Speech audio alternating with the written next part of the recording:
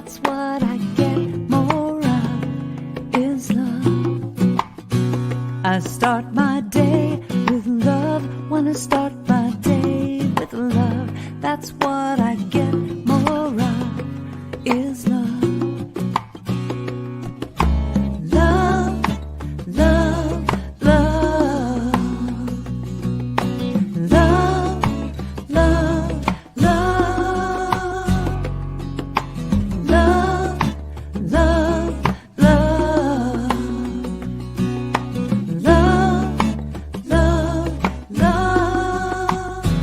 I start my day with love, when I start my day with love, that's what I get more of, is love. I start my day with love, when I start my day with love, that's what I get more of, is love. I choose love, love, love. Love, love, love. I choose it, love, love, love. Love, love, love.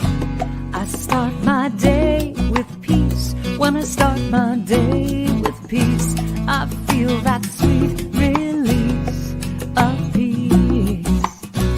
I start my day with peace, when I start my day with peace, I feel that sweet release of peace. I choose peace, peace, peace,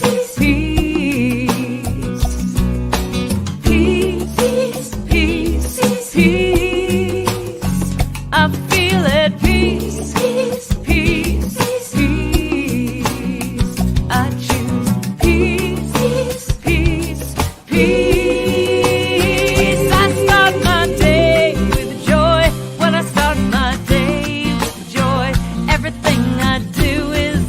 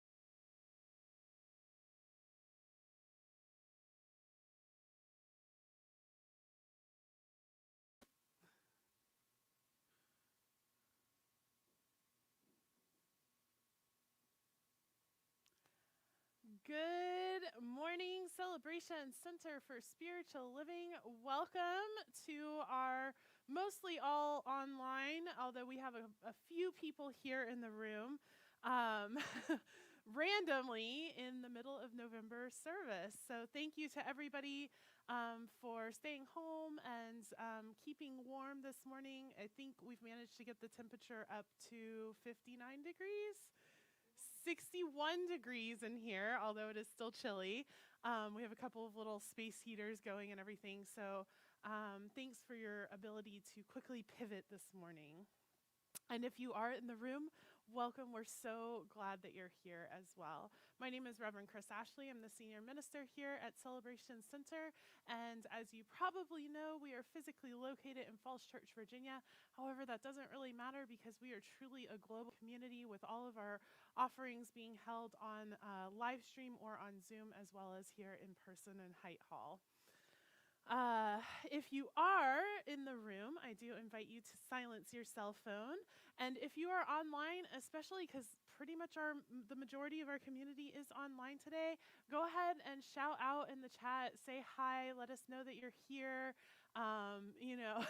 Tell us what toasty warm drink that you're drinking right now, and make us warm us up a little bit with all of your warmth at home.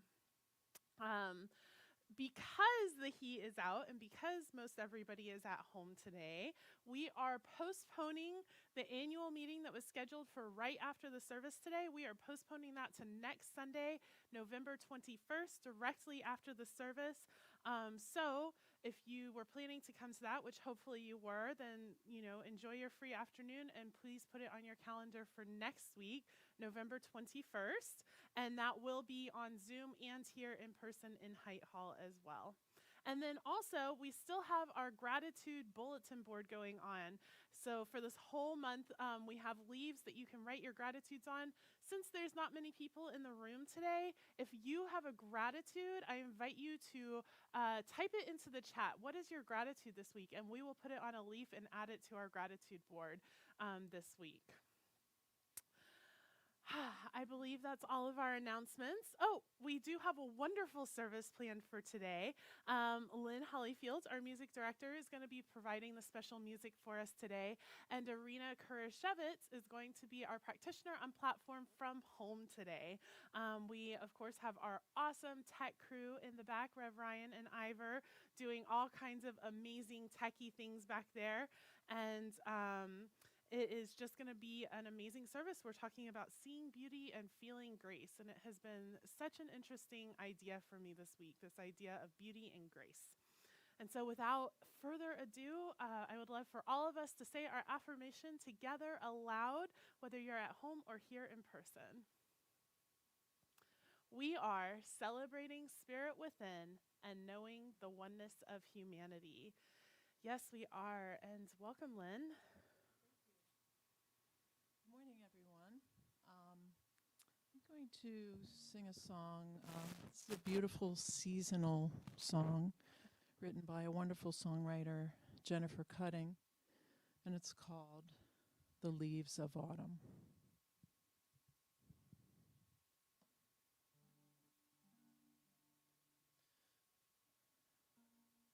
What was will never be again. What will be is uncharted. What's now is change, so let's begin. Among the leaves of autumn, the flowers of summer fade away. Drop seeds for future growing. The hawk is here, but not to stay. Among the leaves of autumn, to know the joy of letting go, the giddy flight of falling, surprise at softly landing so.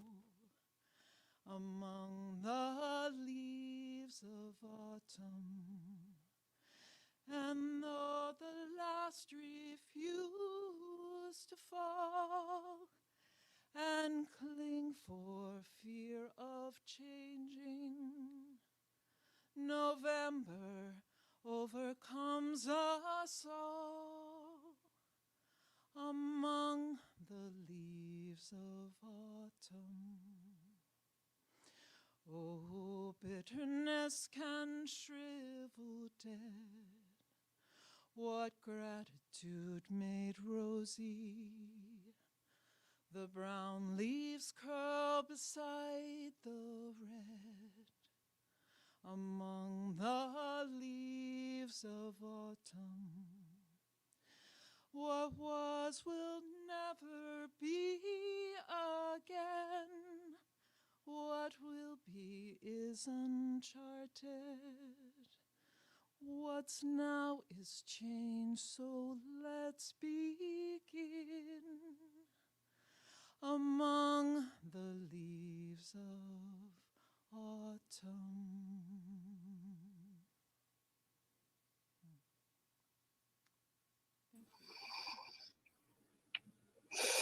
Good morning.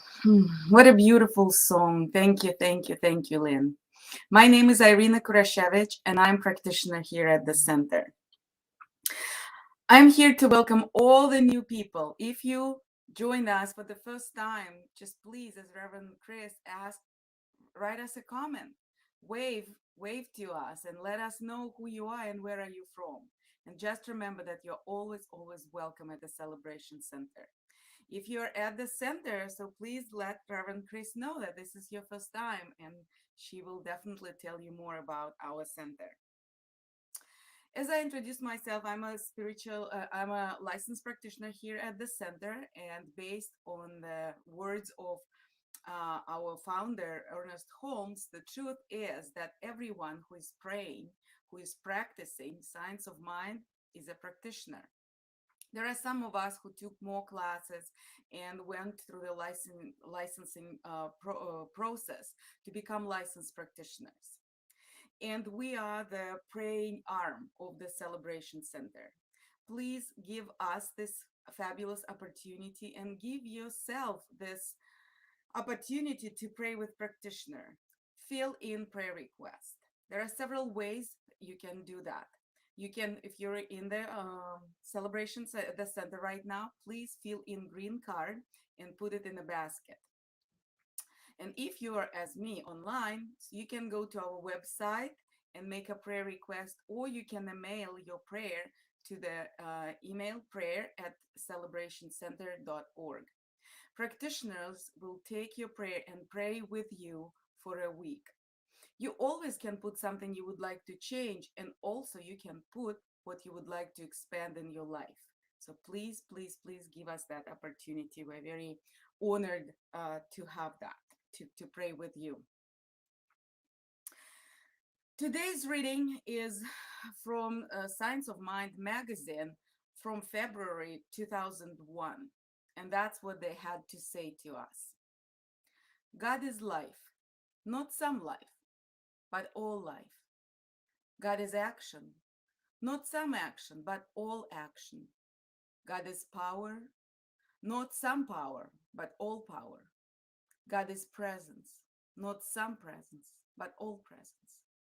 God is pure spirit, filling all space. This pure spirit animates your every act.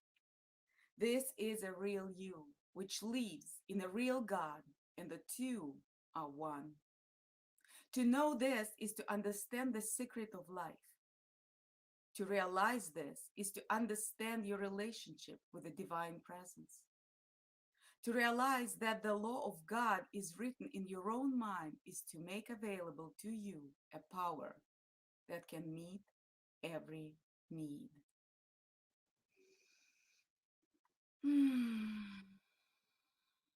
And I invite us all to pray. With a gratitude in my heart, I declare that God is all. God does not choose, God just is. God is equally present everywhere. As God is the energy, that creative energy that stands for everything, behind everything. It is life itself.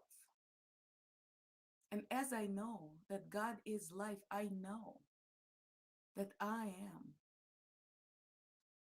And my life is God's life. I know that I'm one and inseparable from the divine, right here, right now, and forever. And I'm a co-creator of this reality. And as I recognize my oneness with the divine, I know that everyone who's watching this service right here, right now, is one and inseparable from the divine. There is no separation, as God is all there is. There is no good and bad in God. God just is. And God is power. God is love. And everyone who is watching us right now or will be watching later, or probably will never even know about the celebration center, is one and unique, perfect expression of the divine. And every thought, every action is a thought and an action of God. And I declare perfect and radiant health, wholeness, integrity, love, joy, abundance, success to this community, which is so much more than a celebration center right now, as Reverend Chris mentioned. I know perfect jobs. I know perfect relationships. I know laughter. I know easy and effortless movements. I know grace and I know beauty. Grace and beauty, love, wisdom are all qualities of God that belong to everyone. Right here, right now, and forever. And I know warmth. I know perfect temperature for our celebration center, Hyde Hall. Knowing that it is welcoming and loving for all the gatherings, for the Sunday service, for the annual meetings, for Jen's yoga classes, for Lynn's practices, for Reverend Chris being in the office. I know that it's just perfect. And I know for everyone that all the prayer requests are answered in the perfect mind of God. You just know that thought is a prayer. And as we put that heart desire, that request in the perfect mind of God, it is already answered. And I'm so grateful to know. I'm so grateful to have this opportunity to speak the word of truth about God, about oneness. I'm so grateful to know the power of creation and co-creation, that I just simply relax and release my words into the law, knowing that it is already done in the perfect mind of God. And I just simply say, and so it is.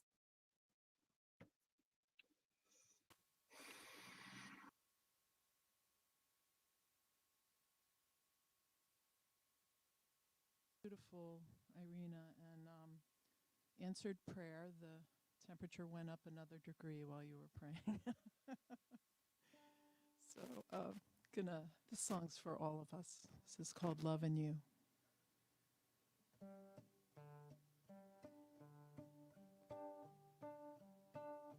You setting out alone in search of a home for your heart. You checking off your list of everything you want for you. Love comes in all shapes and sizes. Love has no color or or shame. Love is always there beside you.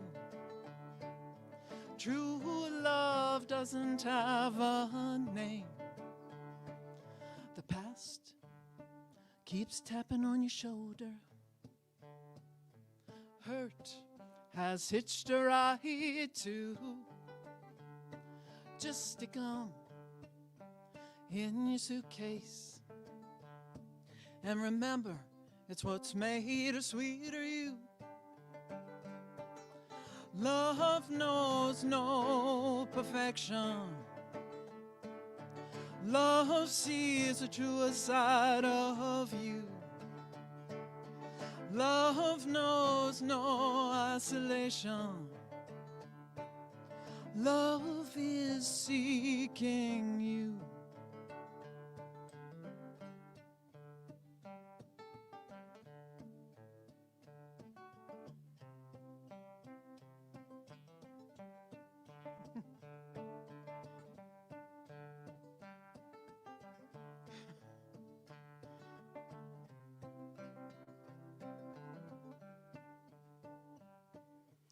You can never see tomorrow, just the scattered pieces and missing parts. But you can be a believer that love can heal a broken heart. Love is ever mending. Love sews a golden thread. Love pulls pieces together. Love, love, love is all love says. You are never alone in search of a home for your heart.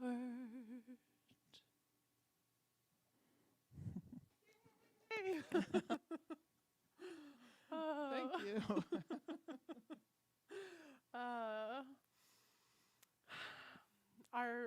Our person who had come who didn't get the message left because it's chilly, so now it's just Tech and me and Lynn here. So it's a little bit of a free-for-all, I'm not gonna lie, here in Height Hall this morning. A very chilly free-for-all. Oh. So I thought that this week's topic, we go by the global themes from Centers for Spiritual Living, and so I don't choose the topics that I'm speaking on. They are chosen for me by home office or by the group of people that do that. And I thought this week's topic was a really interesting one because we don't talk about this idea of grace very often in Science of Mind. We just don't, right? And so I kind of wanted to dive into it because the only way that I know that grace comes up in CSL or in Science of Mind is easing grace. Do this with easing grace. Pray for easing grace, right? And I don't really think about what I'm saying when I say that. I treat a lot that things go smoothly with easing grace, and I don't really think about what am I actually saying. And so I kind of dove into it a little bit, and I realized that I kind of have this, that definition of grace, which is the first definition that pulls up. Y'all know how I love a good definition. That first definition that pulls up, simple elegance or refinement of movements. And I realized that I often have this picture in my head when I say ease and grace. I'm going to do this with ease and grace of myself like prancing around in a ball gown doing whatever the thing is that I have to be doing. I don't know. And then I got to thinking, is that really what we mean when we say ease and grace, ease and grace? And so I dove deeper into this definition, and it didn't really help me, I'm not gonna lie. So the second definition of grace is courteous goodwill. So that that idea of, oh, she graciously allowed me to go first, or whatever it may be. And then the next definition, we get into the Christian idea of grace, which I think is the one that most people's minds go to most often, which is this idea of the grace, by the grace of God, we are all saved from our sins, right? This idea that we need redemption because we are inherently bad people that will go to hell unless we are saved by the power of Jesus Christ dying on the cross, and then we can go to heaven, and that is God's grace. It was weird for me to even just say those words just now. And that Christian idea of grace, I think, is the one that comes up most often, especially in communities like ours that have this sort of religious flavoring and this spiritual bent towards them. And yet we don't believe any of that in Science of Mind. We don't believe that we're inherently bad. We don't believe that there's anything for us to be saved from. We don't believe in hell as a place that we go after our death.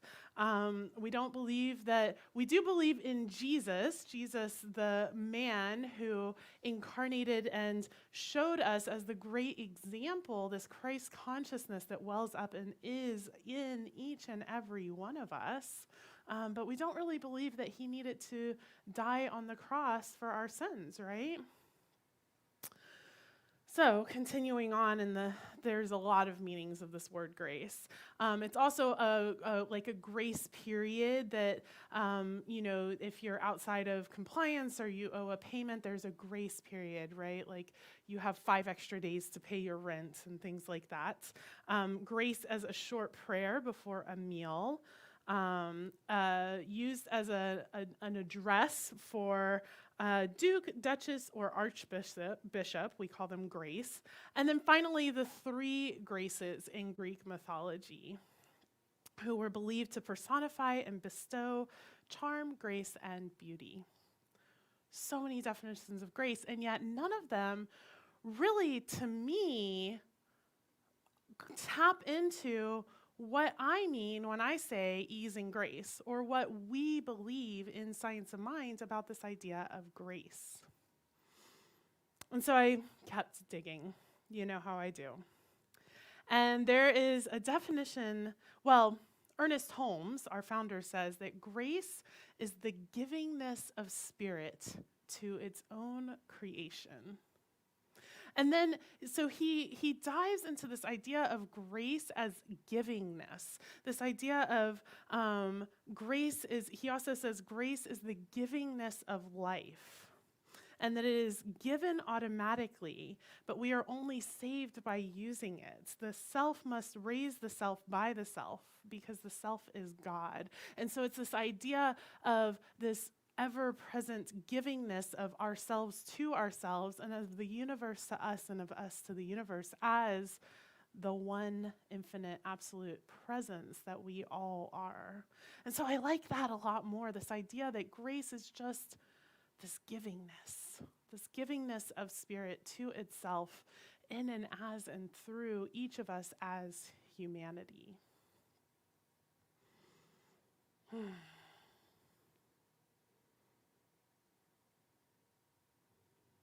So, Reverend Ryan, who has a much more theological background than I do, introduced me to this idea of prevenient grace. I had never heard of it before. It's a Wesleyan idea, and prevenient means preceding, going before. So prevenient grace is this idea that it goes before us, and then we move through it. And the example, the mental image that Reverend Ryan used was like spraying perfume. You know, you don't spray it directly on you because then there's too much of it. So you spray it in front of you, and then you like walk through the perfume cloud. So that's how this prevenient grace is, and that's how we move through it, is it's constantly moving ahead of us, and we are walking into it. And I love this idea of this grace that is so prevalent and so pervasive that we are just kind of constantly swimming through it. Philip Yancey, who talks a lot about grace, he wrote a book called What's So Amazing About Grace? And in that book he says, grace is everywhere, like lenses that go unnoticed because you are looking through them.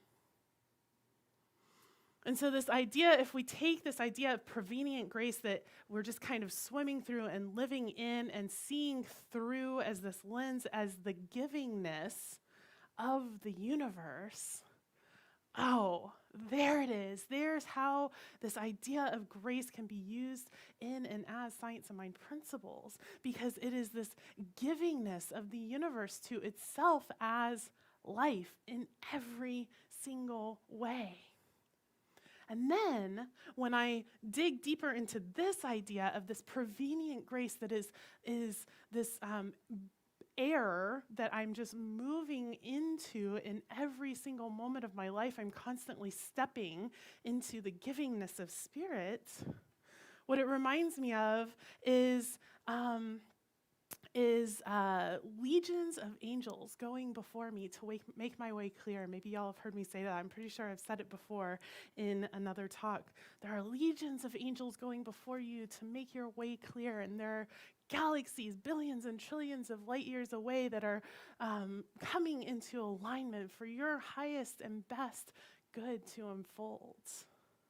And that, to me, is this idea of this prevenient grace that the universe is this givingness of life to itself. And this mindset is pronoia. So you've heard of paranoia, that everybody and everything is out to get you. Well, pronoia is this idea that the universe is for you, that life has your back, that everything is always working out, that something wonderful is unfolding here, that walking into the sanctuary and having it be 58 degrees at 9 o'clock this morning, that too is for all of us, that affects all of us, that something wonderful is unfolding and revealing and making itself manifest in and through and as this givingness of life, this prevenient grace that we are constantly moving into in every way.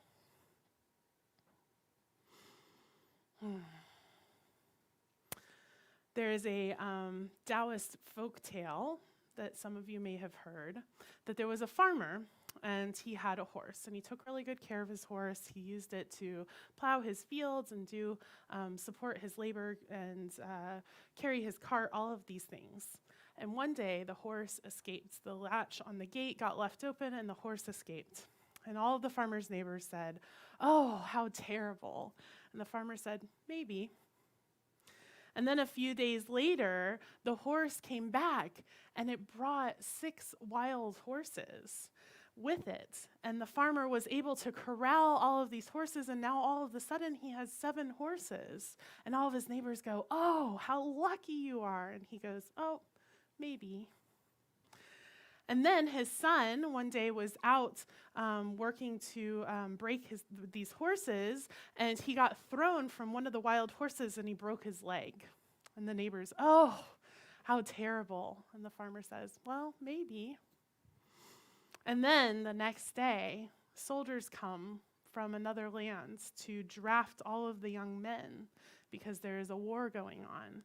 And his son is not taken because his leg is broken and he cannot walk. And all of the neighbors, "Oh, you're so lucky." All of their sons had been taken to this war. And he says, "Maybe."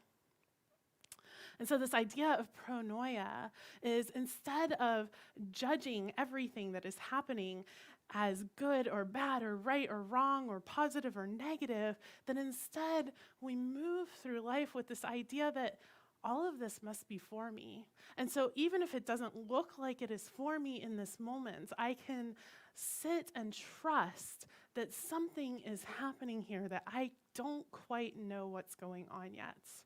And I can relax and surrender into this faith. And so when we have this prevenient grace that's proceeding and going for us, then all of a sudden we can step into conviction. We can step into our firmly held beliefs and opinions. Ernest Holmes also says, "Not only must we have complete faith in spirit and its ability to know and to do, but we must have complete confidence in our approach to it. We must not be lukewarm in our conviction. We must know that we know. And so when we know that the givingness of the universe is what we are constantly stepping into in every single moment of our life, then we can know that we know, and we can have this conviction, and we can stand in our own faith, our own trust, and our own knowing that everything that is happening and showing up in our lives is for us in some way or another. We can step into this idea of pronoia. And that brings me comfort. That is not maybe something that I'm always good at doing, because I definitely can, want to be in control. And I think that being willing to just surrender to this idea that the universe is for me and has my back regardless of what the outer circumstances look like, it can be a little hard. I like to control sometimes. But when I can tap into those moments of understanding that this is the truth, that is what I'm praying for when I say ease and grace. Ease and grace in this situation.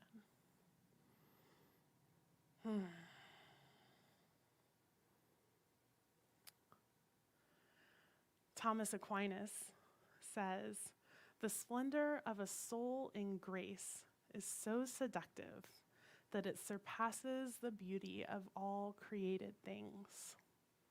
And so when we are able to be a soul in grace, when we are able to sit in the knowing and the conviction and the faith of the givingness of the universe, when we are able to just settle into that and relax into that and allow that idea and that thought to be what is holding us and buoying us, then all of a sudden there is a seductive quality to that.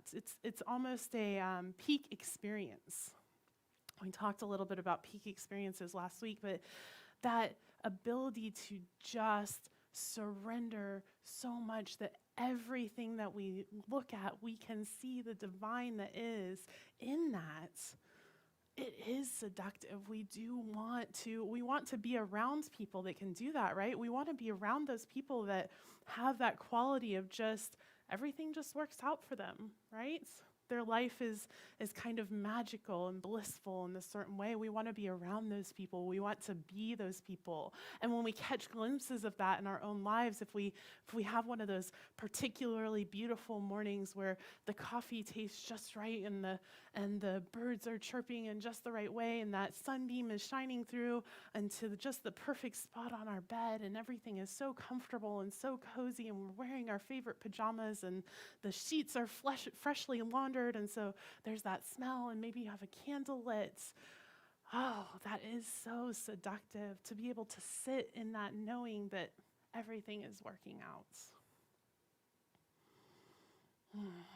And that, when we can feel all of that feeling grace, then all of a sudden we are seeing beauty.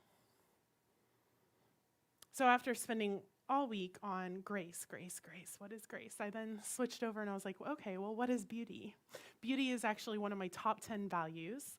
And I think that that surprises some people because I, wear active wear most of the week and I don't wear makeup, and it doesn't really seem like beauty or expressing beauty in that sort of stereotypical societal beauty standard sort of way is of importance to me. But that's not what beauty is. That's not what this beauty is that we are talking about. So what we are talking about is beauty as a God quality.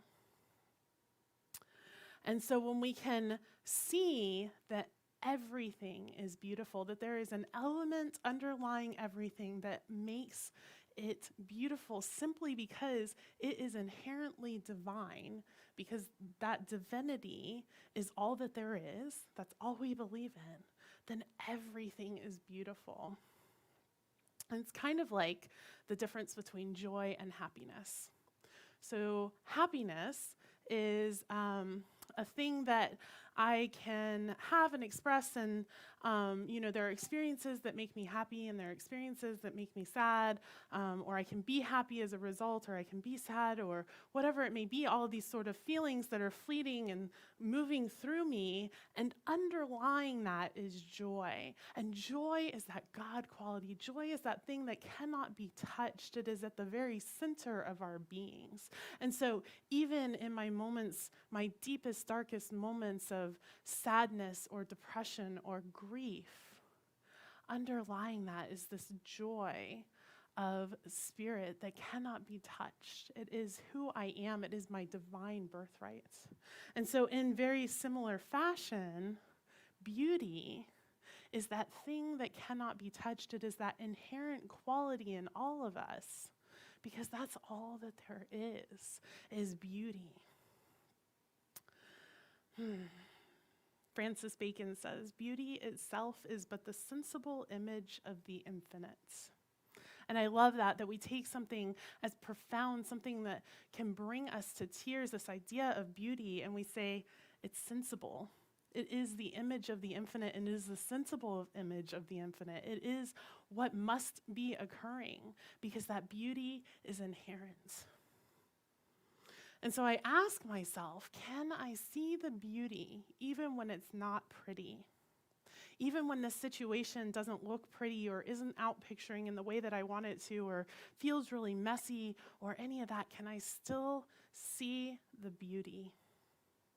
And often I have found that these two things, this seeing beauty and feeling grace, that they walk hand in hand in my life.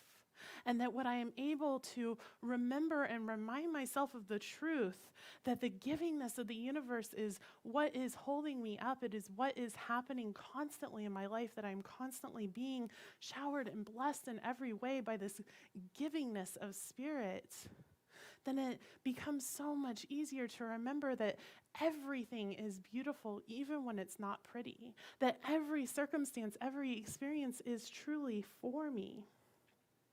And vice versa, when I am able to remember that everything is for me and to look within and to look below to see the beauty, then it becomes easier and easier to step into my own conviction and faith that grace is what I am feeling in every way.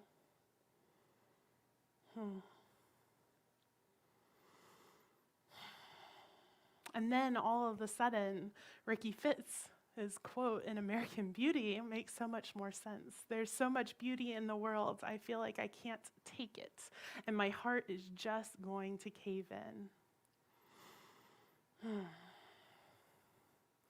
And so today, I just invite us to sit into this idea that everything is working out.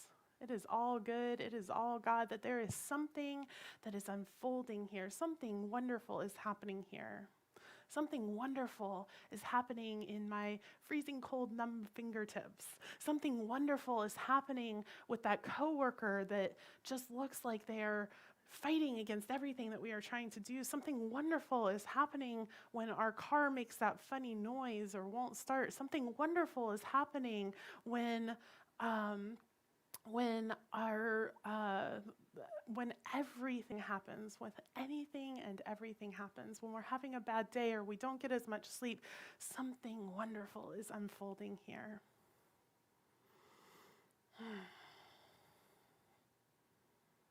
And so I invite you, as you think about this idea that there is always something wonderful happening and unfolding and revealing itself into our lives, I invite you to just close your eyes with me and listen to these words of Mary Standing Otter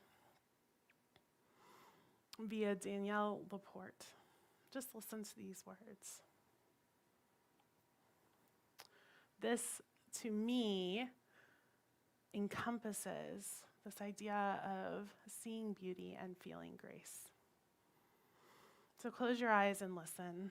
Right now, there are Tibetan Buddhist monks in a temple in the Himalayas endlessly reciting mantras for the cessation of your suffering and for the flourishing of your happiness. Someone you haven't met yet is already dreaming of adoring you.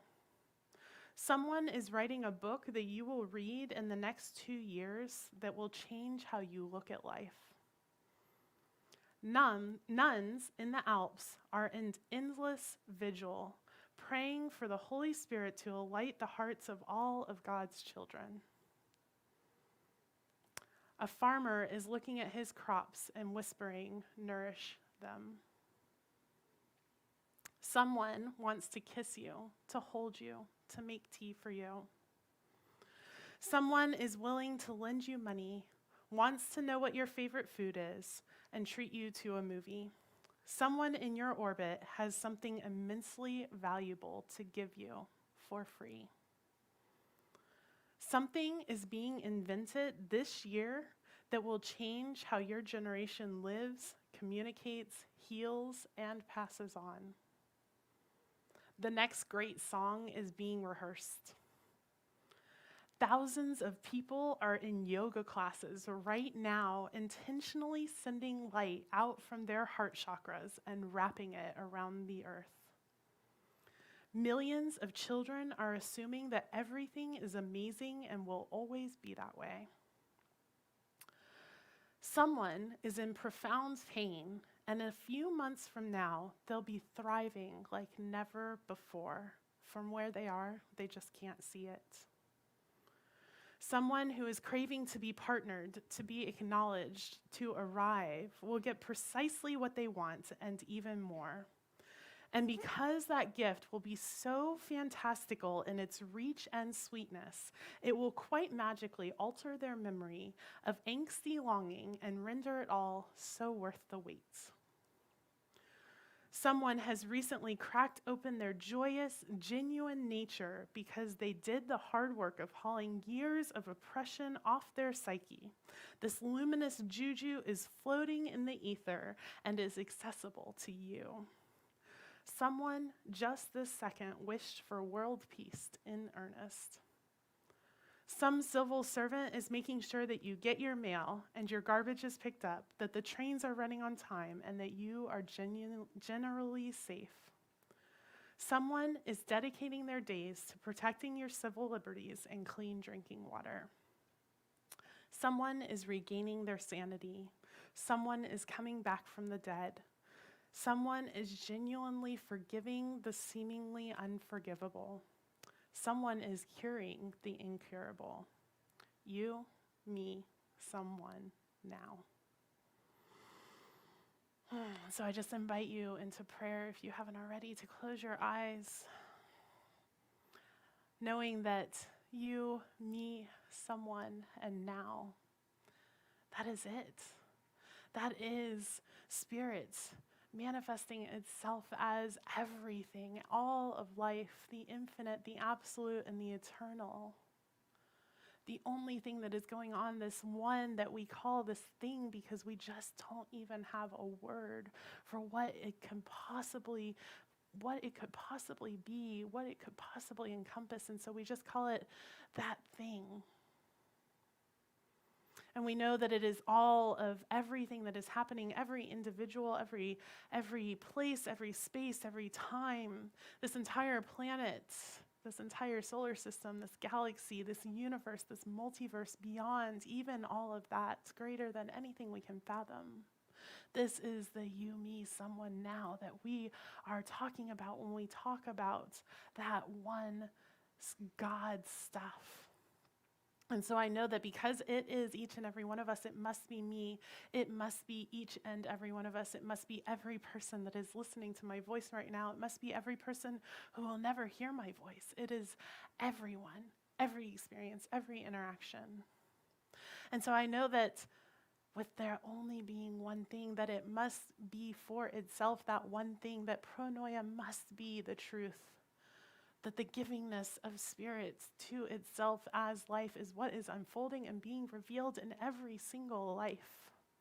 That something wonderful is happening, that legions of angels are moving before us, making our way clear, that galaxies are aligning themselves billions and trillions of miles away for our greatest heart's desires, to be manifested right here and right now. And so I know that that is what is happening, and I sit in my own faith of that knowing, and I see that is what is happening for each and every one of us. And so I am so grateful. I am grateful for Celebration Center. I am grateful for this beloved community where it is so easy to look into one another's eyes and to look into one another's cameras and to see, yes, we are that. We are the givingness of God to itself as life in each and every one of us. I am so grateful for the beauty and the grace that surrounds all of us. And so I simply release, I let it go. I know that it is done as I have spoken, and so I can simply surrender and have faith and sit in my own conviction of the truth. And so it is.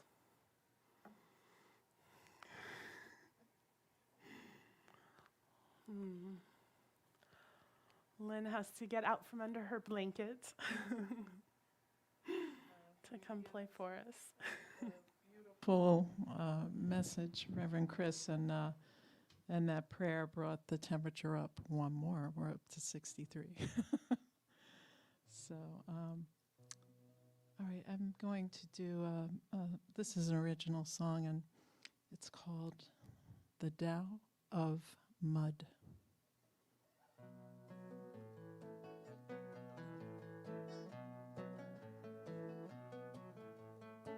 Muddy feet, there's no street, just clay and dirt and water doth beneath my feet. Sink inside, each run's a ride, slows my pace. This is no race, and I'm reminded with this rain, it's how you walk the muddy way.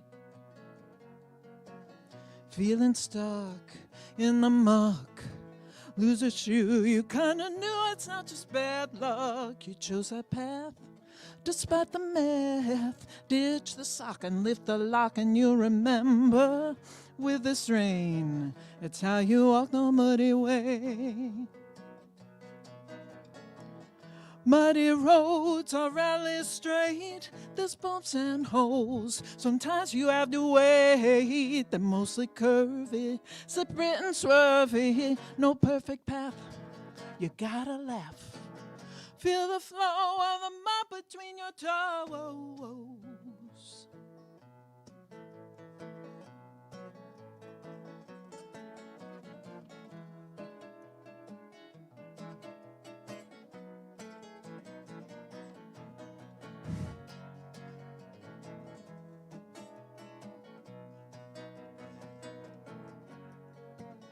Muddy feet, snow's retreat, toes in earth, feel the dirt and feel the beat. To boggy land, just add some sand, plant your seeds, and soon you will remember with this rain, it's how you walk the muddy way.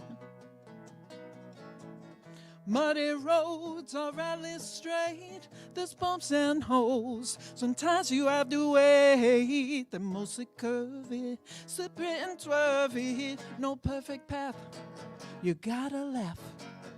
Feel the flow of the mud between your toes.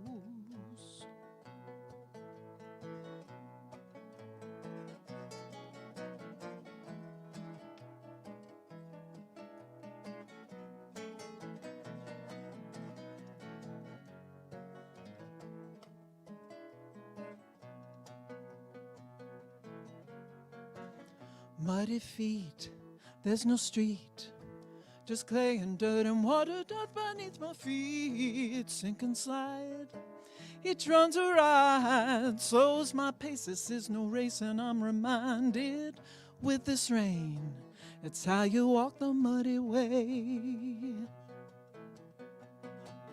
With this rain, it's how you walk the muddy way.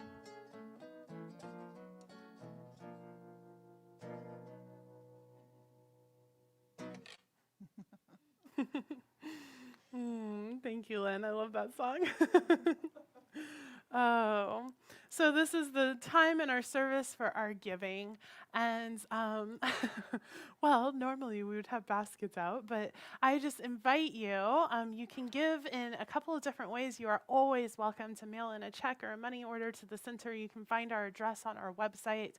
Or if you go to our website, celebrationcenter.org, and you click on the button that says give, or you can go to celebrationcenter.org/donate. Either one will take you to the same page, and that is going to bring you to our secure website through our Breeze church management software, where you can give to us via a credit card, debit card, or ACH transfer.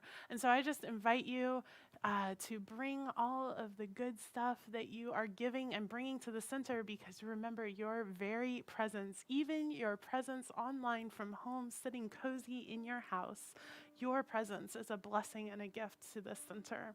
And so I invite you to say our offertory affirmation aloud with me.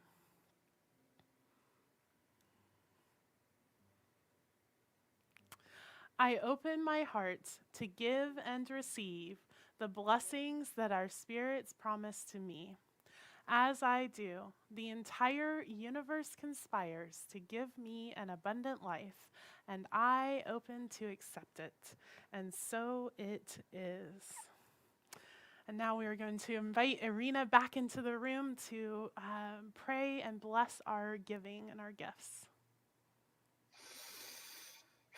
Thank you for the great talk, Chris. And I can hear myself. Okay, so I invite us all to step into that grace of giving that Reverend Chris just mentioned, that our presence, our giving, our prayer is the grace of God. And I know that the Celebration Center community is graceful. I know that abundance and prosperity lives here.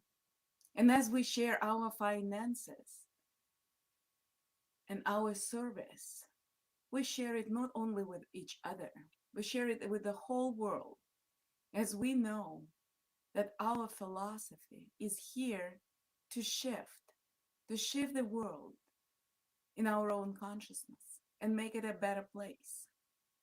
And I know that the Celebration Center is prosperity, abundance, love, peace, joy, and grace and beauty.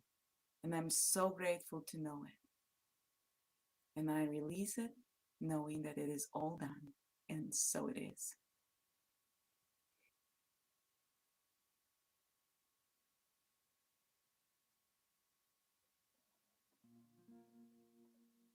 I'd like to close with this song by Sue Riley and Glenn Rothwell.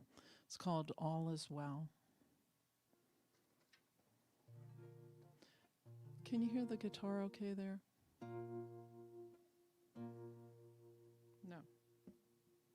No? No. Okay. Okay, here we go.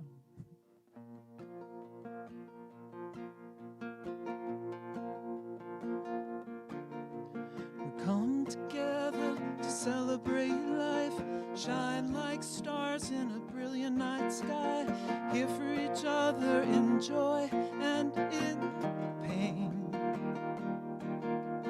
Grateful for this family, our beloved community. The love we share is sunshine after rain. All is well when we're together. It's greater, stronger. All is well. All is well when we're together. Greater, stronger. All is well.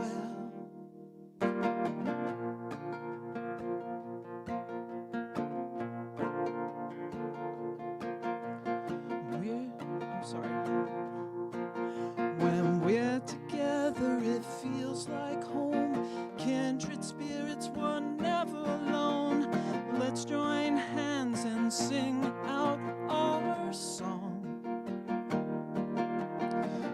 music is the food of love.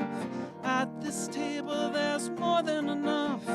At this moment, take a breath and sing your song. All is well when we're together, greater, stronger. All is well. All is well when we're together, greater, stronger. All is well. All is well. All is well.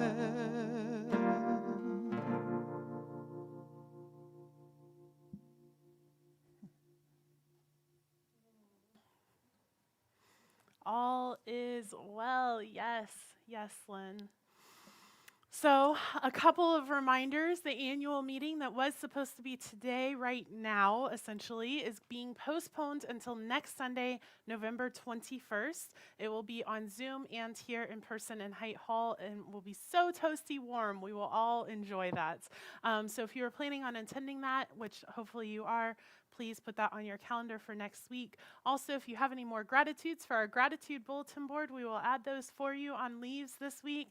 And then finally, because we didn't get to come be together here in the physical space, if you would like to come get on our Zoom room, we can all get on together and just say hi to one another and love each other up virtually a little bit. So if you would like, you can find that Zoom link if you go to celebrationcenter.org and click on Enter Zoom Events, which is right over on the right side of your screen at the very top. Enter Zoom Events, click that, and it will bring you right into our Zoom room where you can join us. So we will be doing that right now after the service. Enter Zoom Events, celebrationcenter.org. Come say hi to everybody and just give a little virtual wave. And with that, I know that all is well, and that this givingness of the universe and life to life itself as itself truly is seeing beauty and feeling grace, and that each of us move through our world and move through this week seeing the beauty that underlies everything and feeling the grace that exists as that givingness. And so it is.